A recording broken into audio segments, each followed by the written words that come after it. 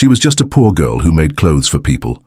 When the quiet man in the wheelchair came to her small shop, everyone in town laughed at him, said he was useless, a broken man with nothing to give. But when her father got sick and she needed money for the hospital, this stranger did something that shocked everyone in town. He had a secret so big it changed everything she thought she knew about him. What happened next left the whole town silent. The town of Umugiako was a quiet one, known for its well-kept lawns, close-knit community, and unfortunately its tendency to talk about everyone all the time. And when Sarah first saw him, she overheard the whispers. "That poor soul," one woman said with a shake of her head. "How does he even live like that? You know, I heard he was rich once, but then lost it all in some accident. That's why he's in that chair," another chimed in, her voice full of judgment. Sarah couldn't stop herself from watching him. What was it about this man that caused such an uproar? He didn't seem like the kind of man who would attract attention. He wasn't a charmer, didn't beg for sympathy. Yet, as he wheeled his chair through the small cafe's entrance, every eye in the room followed him.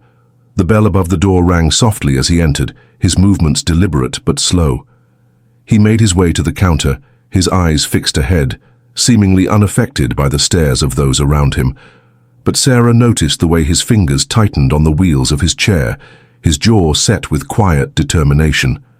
He ordered a simple coffee and sat by the window, the last table in the corner. No one dared to approach him, but Sarah. She couldn't look away. There was something about him, an invisible pull, as though his very presence held a story waiting to be uncovered. As the morning progressed, Sarah couldn't shake the thought of him. Who was he? What did he want? Why did his mere presence seem to cause so much disruption in her quiet town? Was it the wheelchair, or was it something deeper, something hidden behind those troubled eyes?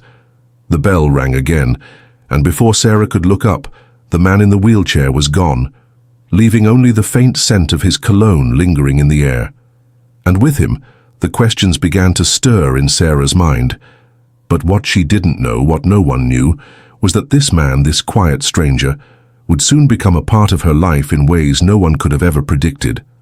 And what had started as an innocent curiosity was about to unravel into something much more dangerous, something that would test her heart, her courage, and her very belief in what love could truly mean. The quiet man in the wheelchair was not just an ordinary man, and by the time Sarah would find out who he really was, it would be far too late to walk away. It had been days since Sarah had seen the man in the wheelchair, but his presence lingered in her thoughts like an unfinished melody. The way he moved through the world, unnoticed by most, yet still commanding an invisible attention. There was a mystery to him, a quiet dignity in the way he held himself despite the whispers that followed him. Every time Sarah passed by the cafe, she couldn't help but glance toward the window where he had sat. She wondered if she would ever see him again. Was it curiosity that kept her coming back to the cafe? Or was it something deeper, something her heart refused to acknowledge? She told herself it was just idle interest, nothing more than a passing fancy.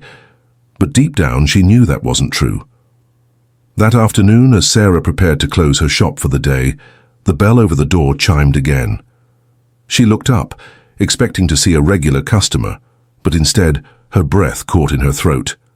There he was, the man in the wheelchair, his eyes scanning the shelves as if searching for something. He wasn't alone this time. An older man stood beside him. A figure who seemed as commanding as the wheelchair-bound man was quiet. The two of them were talking, their conversation low and tense. As Sarah glanced around, she noticed that the room had quieted, the usual hum of activity fading into an awkward silence. The man in the wheelchair noticed her watching and gave her a small, polite smile. She felt a jolt in her chest, a mixture of emotions she couldn't explain. She forced herself to look away, busying herself with organizing a few stray fabrics, but the pull of his presence was undeniable. "Excuse me," the older man said, his voice deep and firm. "I believe you're the one who owns this shop." Sarah nodded, still avoiding the stranger's gaze. "Yes, that's right. How can I help you?" "I've heard good things about your work," the older man continued, his eyes scanning the store. "This is my nephew Ethan," he said, gesturing to the man in the wheelchair. "He needs a custom suit, something that fits differently, shall we say." Sarah looked over at Ethan, who gave her a slight, almost imperceptible nod. She couldn't help but notice how different he looked in person compared to the way he'd seemed through the window.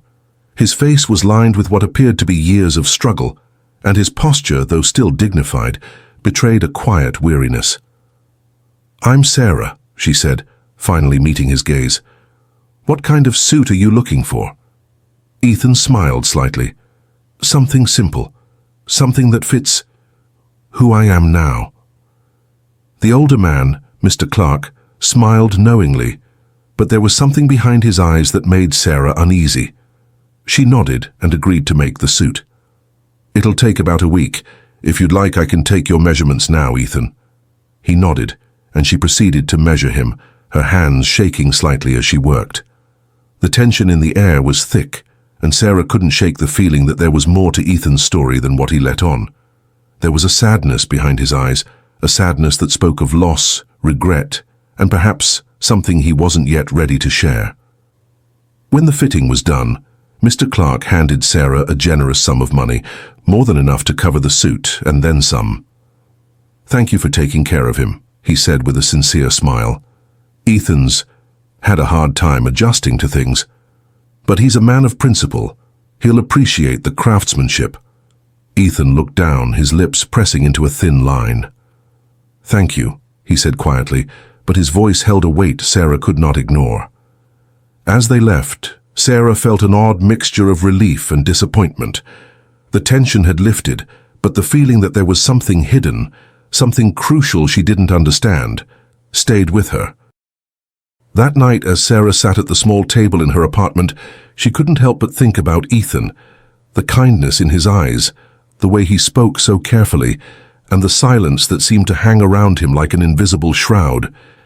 He wasn't just a man in a wheelchair, he was a man who had suffered, who carried burdens no one could see, and she wanted to know why.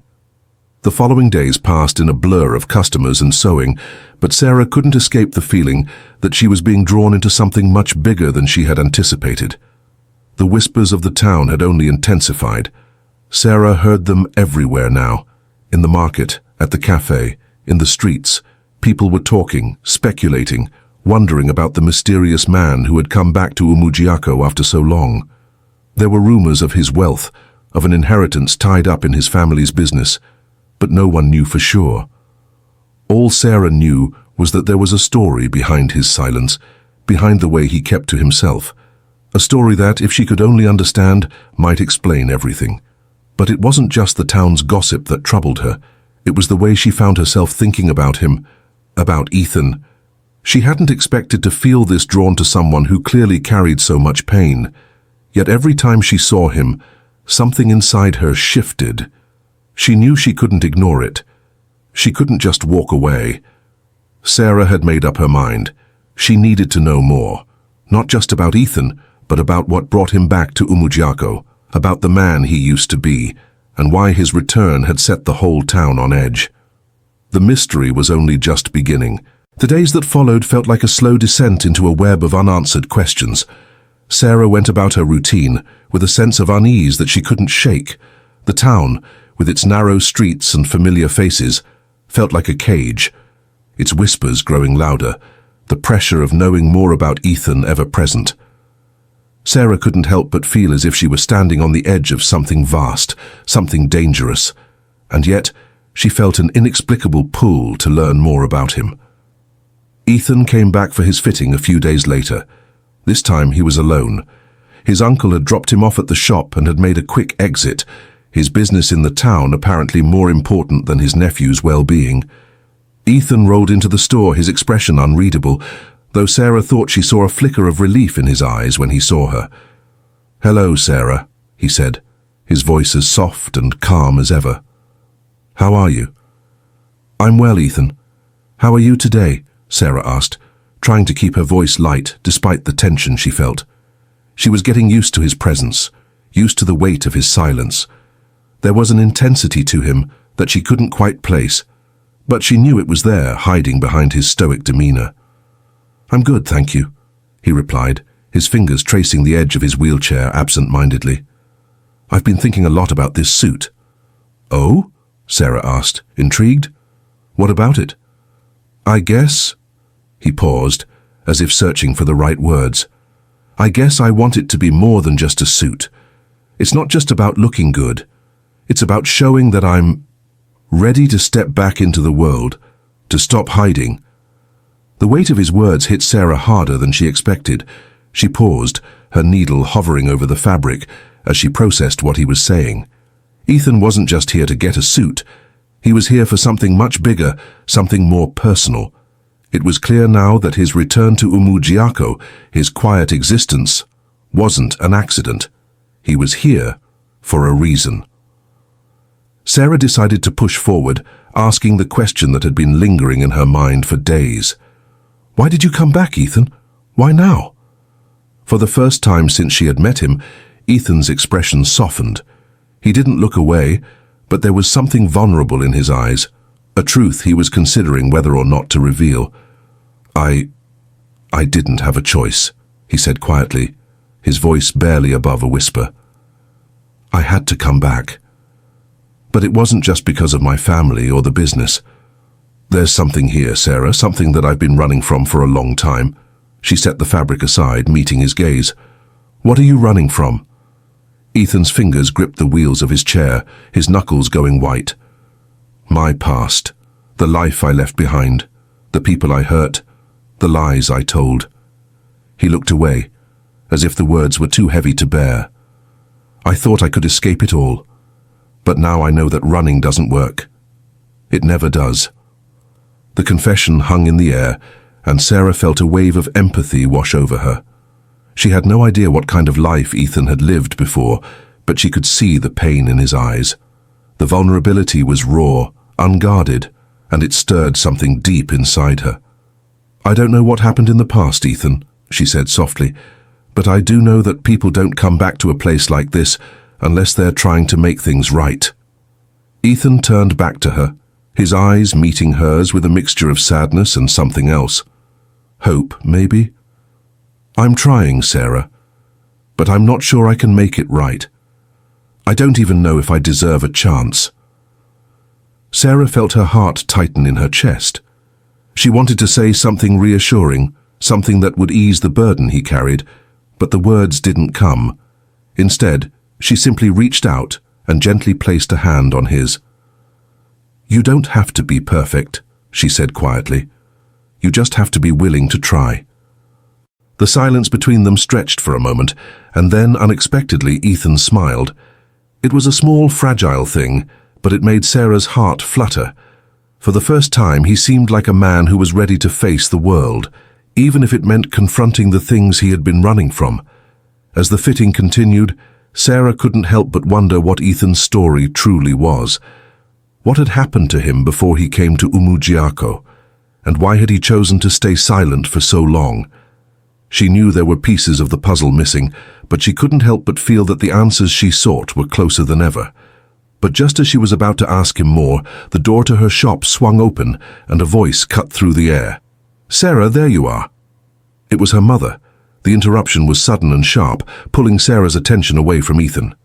She glanced at her mother, who stood at the doorway with a concerned expression on her face. "What is it, Mom?" Sarah asked, her voice filled with impatience. Her mother hesitated for a moment before stepping inside, her eyes flicking over to Ethan, who sat still, his posture stiff. "It's about your father," she said quietly. "We need to talk." Sarah stood frozen as her mother stepped further into the shop, her eyes never leaving Ethan for long. The tension was thick, like the air before a storm, and Sarah could feel the pull of two worlds crashing together, her past and everything that was beginning with Ethan. "Mom, what's going on?" Sarah asked, trying to keep her voice steady.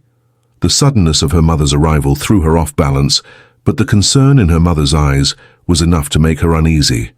Her mother's expression softened, but there was an urgency in her voice that Sarah couldn't ignore. "It's your father, Sarah. He's had a stroke." The words hung in the air like a cold, unwelcome gust of wind. Sarah's heart stopped for a moment, her world shifting beneath her feet. "What?" she asked, her voice shaking. "How? When?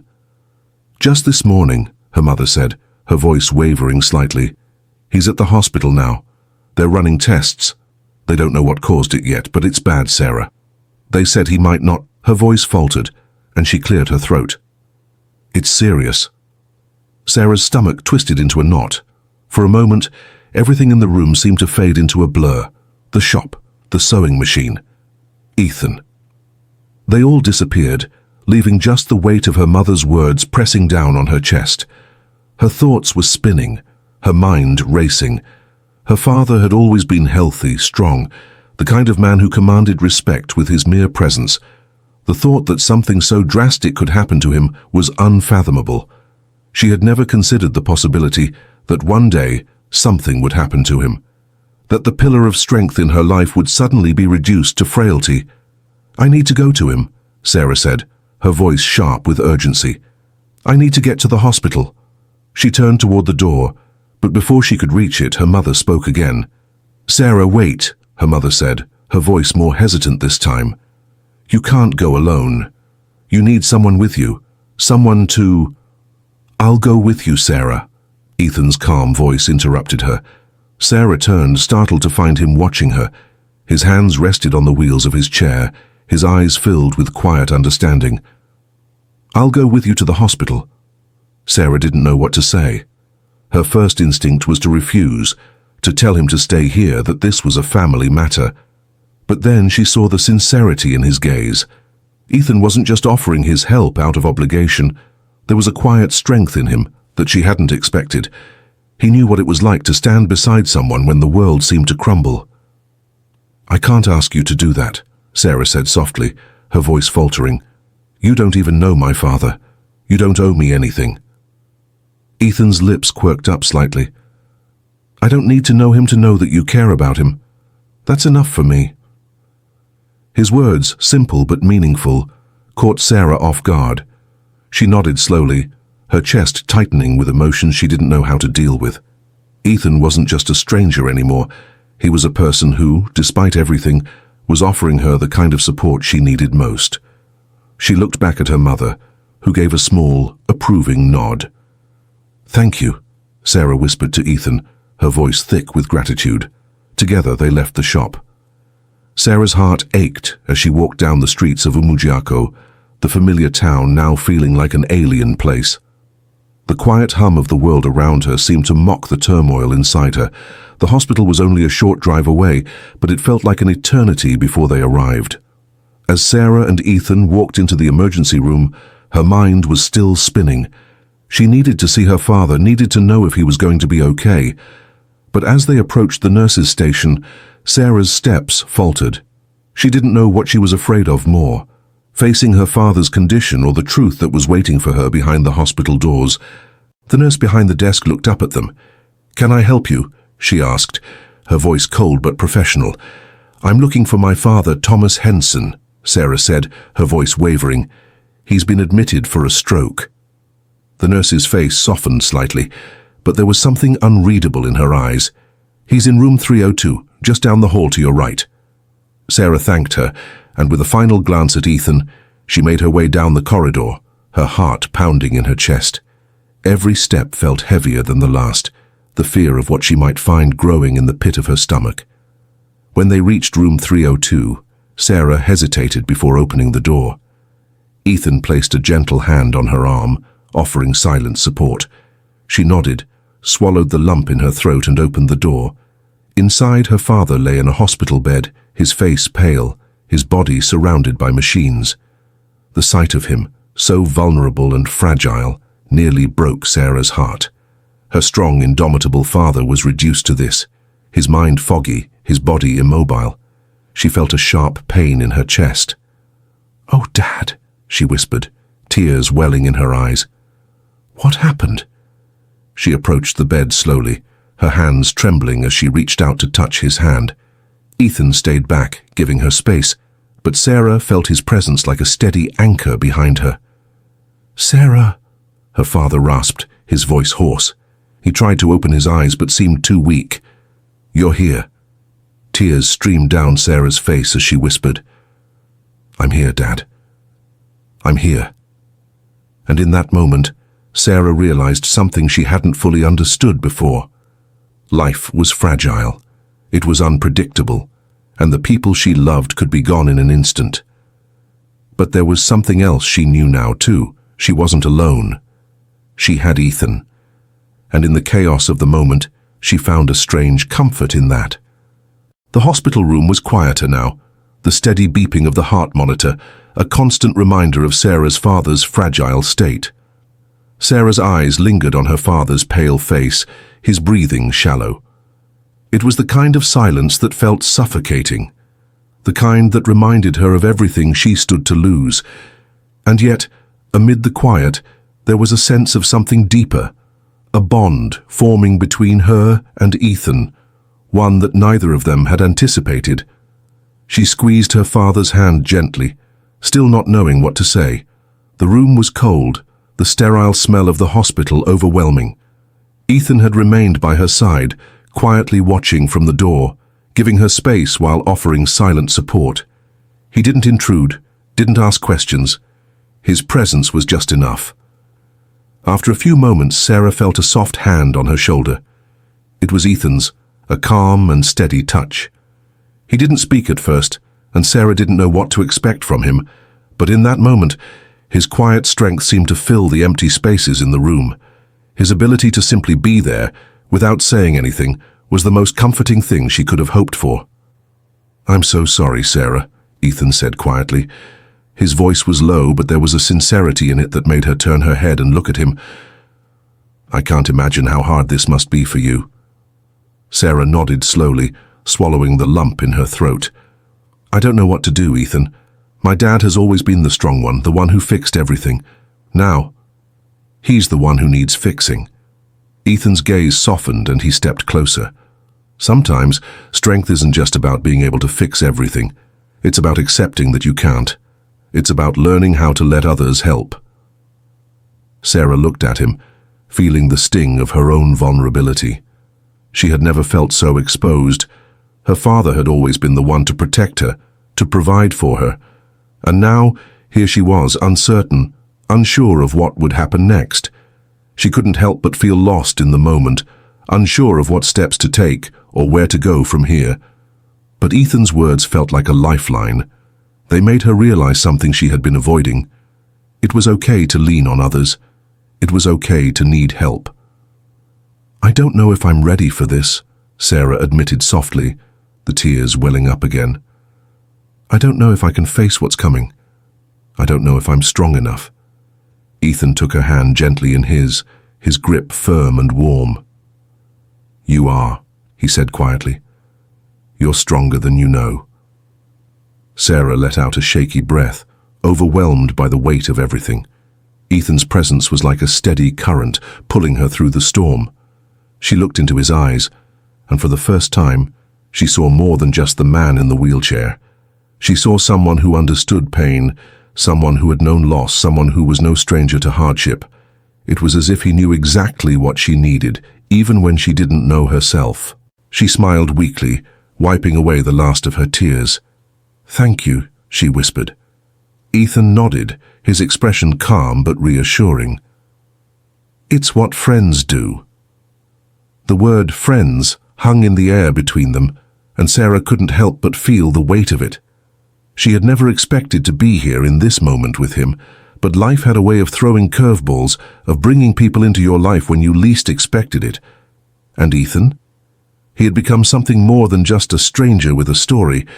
He had become someone Sarah didn't want to imagine her life without. Her phone buzzed in her pocket, pulling her from her thoughts.